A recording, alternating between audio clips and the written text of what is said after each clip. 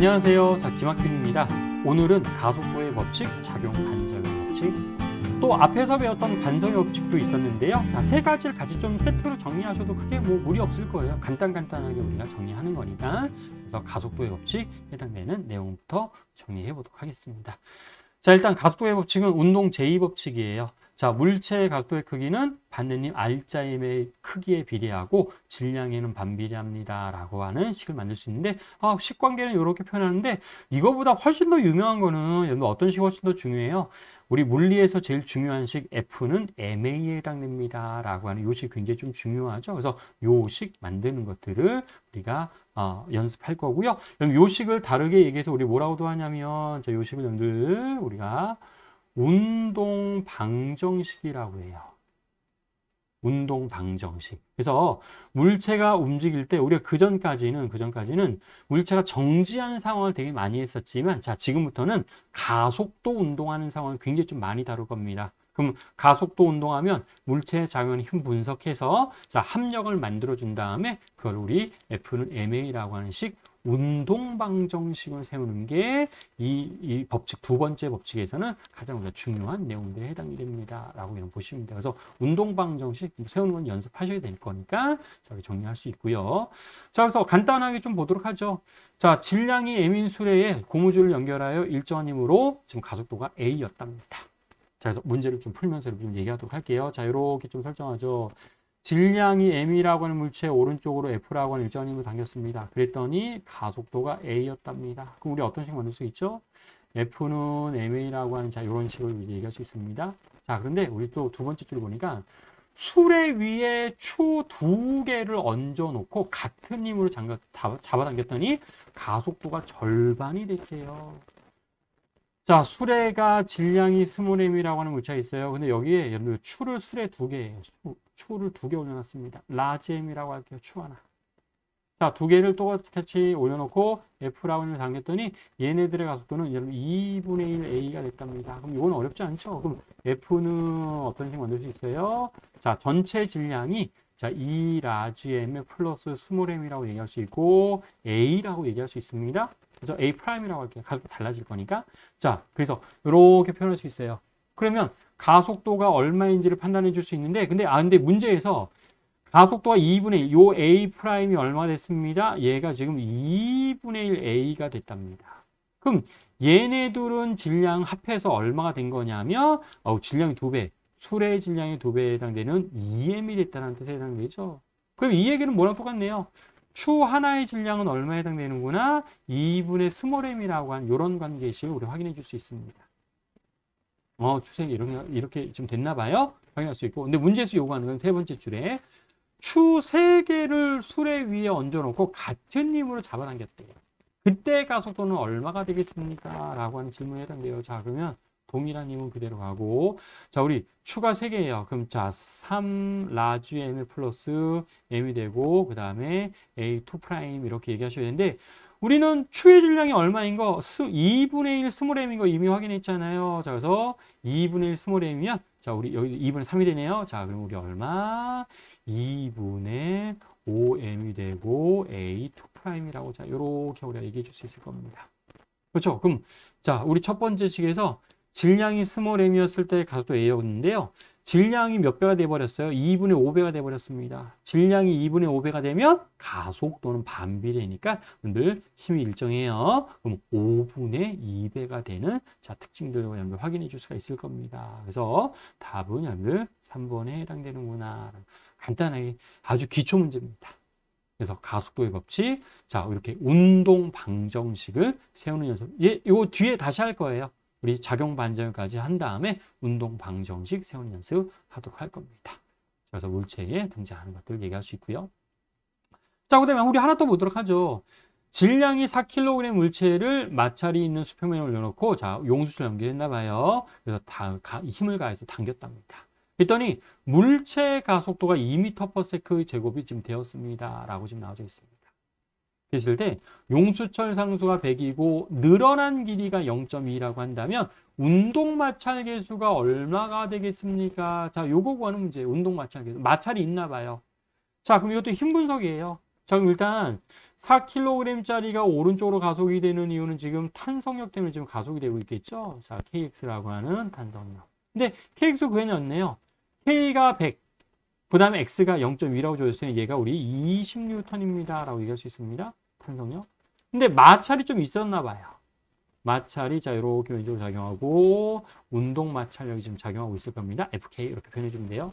자, 그랬더니 이거네요. 운동 방정식을 20-FK는 얼마입니다. 지금 4 곱하기 이거 뭐가 나왔어요? 지금 각도가 좀 문제가 주어졌습니다. 2라고 하는 자 이런 정보가 주어졌어요. 그래서 우리 운동 마찰력은 얼마에 해당되는구나? 12N이라고 확인해 줄 수 있습니다. 그렇죠? 20 빼기 8 해주면 될 거니까. 근데 우리 운동 마찰 계수를 구하래요. 그럼 운동 마찰 계수는 자 뮤케에다가 뭐가 들어가야 되죠? 수직 항력이 들어가야 되죠. 자, 여기 N은 단위고요. 여기서는 수직 항력이 들어가야 됩니다. 그럼 4kg의 수직 항력은 얼마에 해당돼요? 40N. 이렇게 얘기할 수 있죠. 자, 그래서 운동 마찰 계수는 우리가 얼마입니다? 자, 40분의 12. 40분의 그럼 여러분들 4로 나눠주면 우리 얼마일 거냐? 10분의 4가 되고 10분의 3이 될 거고요. 10분의 3은 0.3에 해당되는구나 라고 하는 맞나요? 다시 산소가 여러분들 지금 달렸으니까 얘는 우리가 얼마로 표현할 수 있냐면 자, 우리 14로 여러분 약분되죠. 그래서 10분의 3이라고 여러분 얘기해 주면 되고요. 그래 맞네요. 0.3이라고 하는 얘기해 주면 되겠습니다. 그래서 간단하게 식 만들고 세워주는 운동 방정식. 이게 중요해요. 그러니까 운동한 힘 분석해서 운동 방정식 식 세워주는 것들을 여러분 연습해 주시면 되겠습니다. 자, 그 다음에 세 번째 법칙이에요. 뉴턴의 세 번째 법칙, 우리 운동 제3법칙이라고 해서 작용반작용 법칙. 이 굉장히 좀 중요한 연들 특징을 갖는데, 자, 작용반작용은 자, 우리 어떤 규칙이 있냐면 첫 번째, 작용반작용 반드시 두 물체 사이에 작용합니다. 한 물체에 작용하는 힘은 존재하지 않아요. 반드시 두 물체 사이에 작용하고, 그리고 힘의 크기는 반드시 같고요. 방향은 항상 반대로 작용합니다. 또 중요한 거, 작용점이 반드시 각각의 물체에 존재합니다. 라는 것들 반드시 기억하셔야 될 것 중에 하나에 해당돼요. 그래서 여기 있는 내용도 있지만, 자, 요렇게 우리가 좀 정리할까요? 첫 번째는 반드시 두 물체 사이에요. 두 물체 사이에 작용하고요. 두 번째는 크기는 반드시 동일합니다. 그 다음에 방향이 반대로 작용해요. 방향이 반대로 작용하고요. 그 다음에 세 번째 특징, 작용점이에요. 작용점이 반드시 각각의 물체에 존재합니다. 물체에 존재하는 이런 특징들을 가지게 돼요. 그래서 요 세 번째 있잖아요. 요 세 번째 특징 때문에 어떤 일이 벌어지냐면 작용 반작용은 절대로 합력이 0이다라고 하는 말을 절대로 쓰지 않습니다. 왜냐하면 우리 합력이 0이면 작용점이 한 곳에 있어야 돼요. 한 물체에 작용점이 있을 때 합력이 0이라고 하는 말을 쓰지, 작용점이 각각의 물체에 있으면 절대로 합력이 0이다라는 말을 절대로 쓰지 않아요. 그래서 우리 작용 반작용과 힘의 평형이 좀 차이점을 좀 가지고 있는데요. 공통점은 힘의 크기 같고 방향의 반대이고 동일 작용선상에 있습니다. 라고 얘기할 수 있습니다. 차이점을 보시면 이게 중요해요. 작용점이 반드시 각각의 물체에 있어요. 그리고 힘의 평형은 작용점이 한 물체에 있습니다. 라고 하는 내용이 중요합니다. 그래서 자, 우리 책상이 있고 책이 위에 놓여져 있고, 자, 그 다음에 지구. 자, 좀 책상이 좀 크게 그려져 있죠. 자, 그래서 질량이 m이라고 할 거예요. 질량이 m이라고 하는 물체가 지금 늘 책이 지금 책상 위에 놓여져 있다고 가정을 해보도록 합시다. 그러면 우리 늘 자, 이런 것들 등장하면 우리 누구에게 작용하는 힘을 분석하는 게 중요하냐면 물체예요, 물체. 질량이 있는 물체에 작용하는 힘을 분석하는 게 중요합니다. 그래서 책이 늘 주인공이라고 생각하시면 되고, 그럼 일단 먼저 좀 생각해 보면 책이 지금 책상 위에 정지해 있잖아요. 그럼 정지해 있으면 책에 작용하는 힘, 뭐랑 지금 힘의 평행관계입니다. 라고 얘기할 수 있냐면 당연히 중력이랑 그 다음에 수직항력이 우리는 힘의 평행입니다. 라고 얘기할 수 있습니다. 그렇죠. 근데 그런 것들은 반대 여러분들 작용 반작용 관계임이 반대로 등장하게 돼요. 자, 그래서 오늘 책을 보시면 지금 F1이라고 되어져 있는데 이게 또 원래 정확히 표현하려면 작용점이 지금 책에 있고 아래쪽으로 표현한 요게 지금 F1이잖아요. 그럼 F1은요. 지금 요런 표현이에요. 지구가 책을 당기는 힘입니다. 라고 하는 의미를 가지고 있습니다.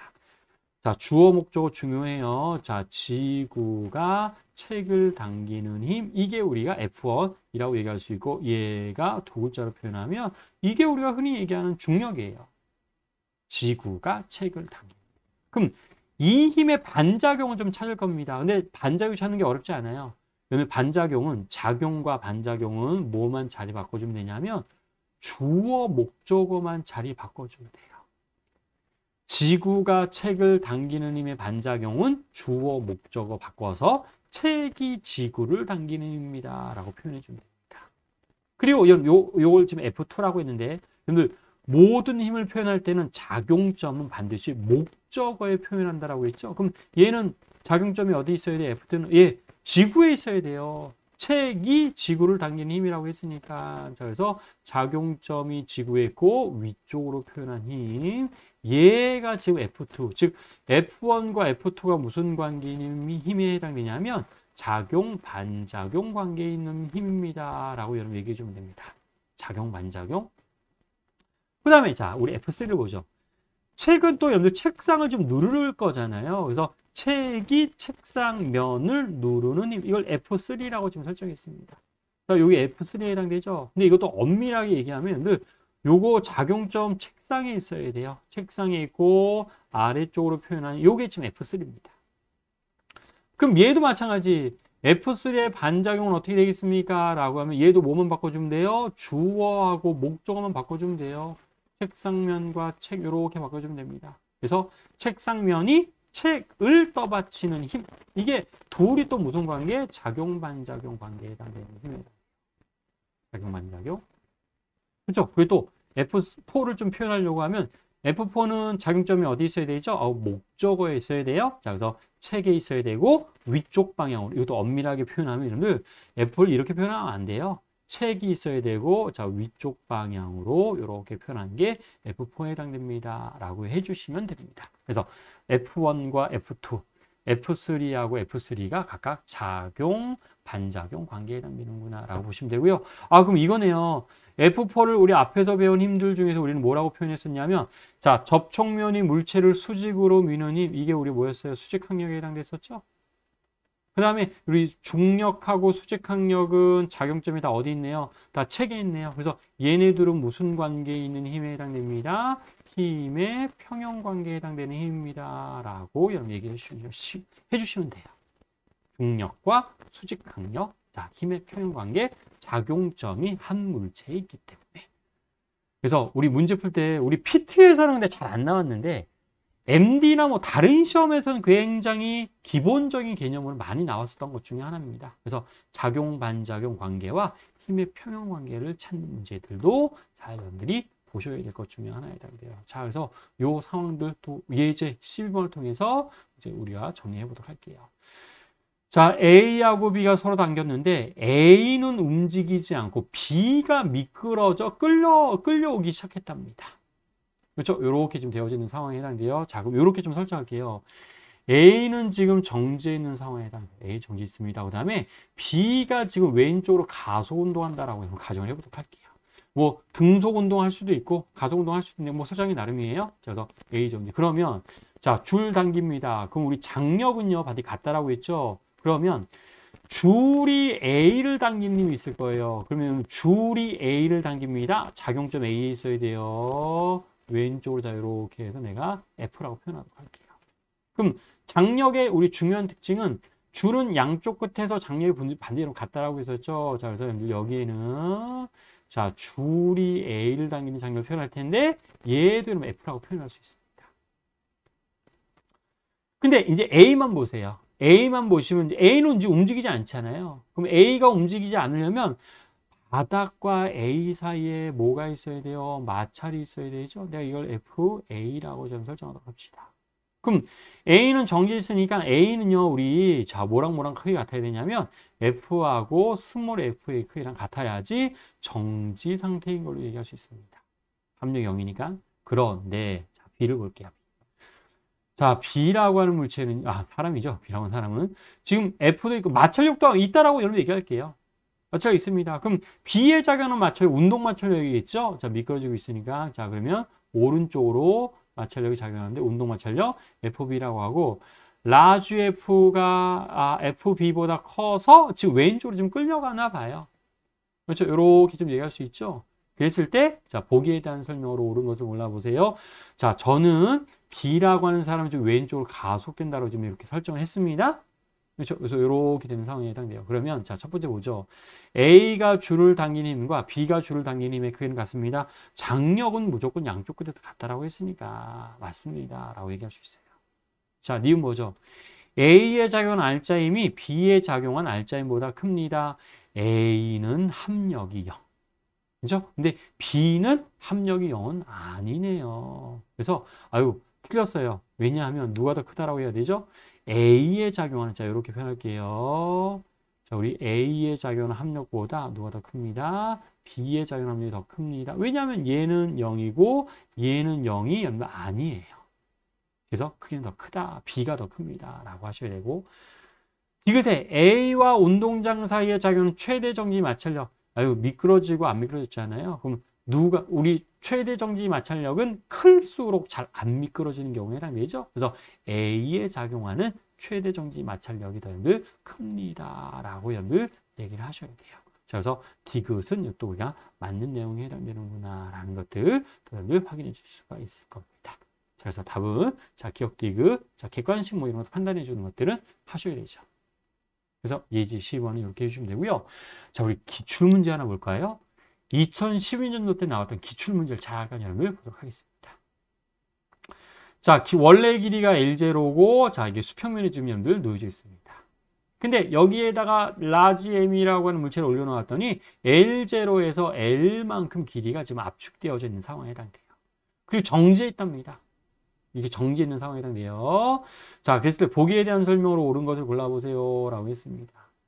그렇죠? 그래서 이렇게 막 등장했는데, 자, 근데 문제를 읽어보니까 수평면이 용수철에 작용하는 힘, 또 물체에 작용하는 중력과 수평면이 물체에 작용하는 힘, 작용 반작용 관계를 여러분 판단해 주는 문제예요. 그러면 가장 먼저 하셔야 될 거는, 자, 하여튼 작용 반작용도 여러 가지 표현인데, 항상 물체가 주인공입니다.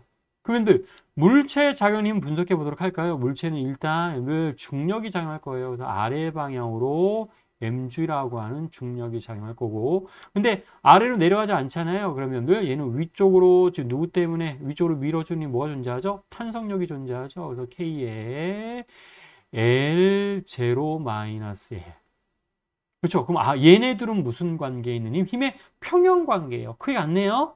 그렇죠? 그래서 힘의 평형 관계고 크기로 얘기하자면 지금 mg는 크기가 뭐랑 같습니다? K에 L0-L이랑 같습니다. 이렇게 일단 식을 만들 수 있습니다.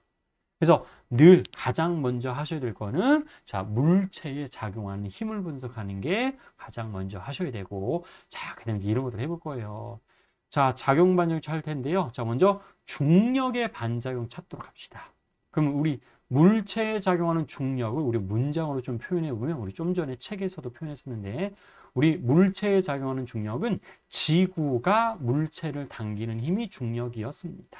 그럼 주어 목적어 바꿔볼까요? 뭐예요? 그러면 그럼 물체가 지구를 당기는 힘이라고 얘기할 수 있죠. 자, 그래서 자, 그럼 물체가 지구를 당기는 힘, 작용점 어디 있어야 돼요? 지구에 있어야 되고, 위쪽으로 자, 이렇게 보내주면, 자, 얘네 둘이 무슨 관계? 작용 반작용 관계. 그렇죠? 얘네들 반작용 관계 해당됩니다. 그럼 탄성력의 반작용 찾읍시다. 근데 좀 탄성력을 우리가 어떻게 표현하죠? 탄성력은 용수철이 물체를 미는 힘, 이게 탄성력에 해당되죠? 그럼 그거의 반작용은 주어 목적어 바꿔주세요. 얘도 그러면 자, 우리 물체가 용수철을 미는 힘이라고 얘기할 수 있네요. 그럼 자, 물체가 용수철을 밉니다. 작용점 어디 있어야 돼요? 얘는 아래 방향으로 이렇게 존재해야 되겠죠. 그래서 얘네 둘이 무슨 관계? 또 여러분들 작용 반작용 관계. 여러분 얘기할 수 얘네 둘이 작용 반작용, 얘네 둘이 작용 반작용 관계. 근데 또 용수철은 우리 장력과 동일하게 어떤 특징을 갖냐면 용수철은 절대 물체만 밀지 않습니다.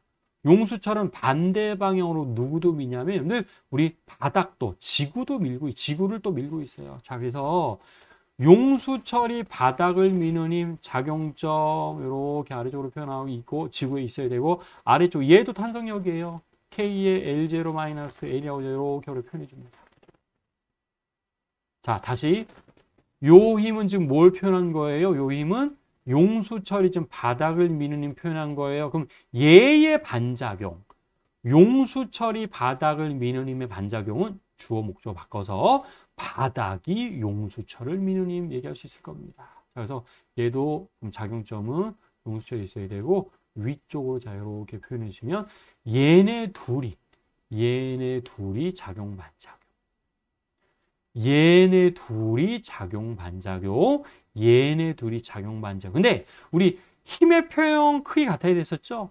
작용 반작용도 힘의 크기 같아야 되죠? 그래서 모든 지금 제가 6개의 힘을 지금 표현했는데 모든 힘의 크기는 지금 다 동일합니다. 라고 여러분 얘기를 해줄 수가 있을 겁니다. 모든 힘의 크기는 지금 동일한 상황에 해당돼요. 자, 그랬을 때, 자, 첫 번째. 자, 수평면이 용수철에 작용하는 힘의 크기는 mg입니다. 그래서 모두 다 같다라고 했으니까, 예, mg라고 하셔도 되고, k의 L0-L이라고 하셔도 되고. 근데 여러분들, 수평면이 용수철에 작용하는 힘을 좀 찾아보도록 할까요? 지금 제가 지금 6가지의 힘을 표현했는데, 수평면이 용수철에 작용하는 힘은 수평면이 용수철을 미는 힘이니까, 요거예요, 요거. 요게 지금 수평면이 용수철을 미는 힘인데 크기는 다 동일하니까 mg라고 하셔도 되고 k의 L0-L이라고 하셔도 되고. 그렇죠? 똑같다라고 했었죠? 그대로 얘기하시면 됩니다. 그 다음에 니은도 보죠. 자, 물체에 작용하는 중력과 물체에 작용하는 중력은 뭐죠? 얘가 물체에 지금 작용하는 중력이에요. 중력과 수평면이 용수철에 작용하는 힘. 요거였었네요. 수평면이 용수철에 작용하는 힘. 그럼 얘네들은 작용 반작용?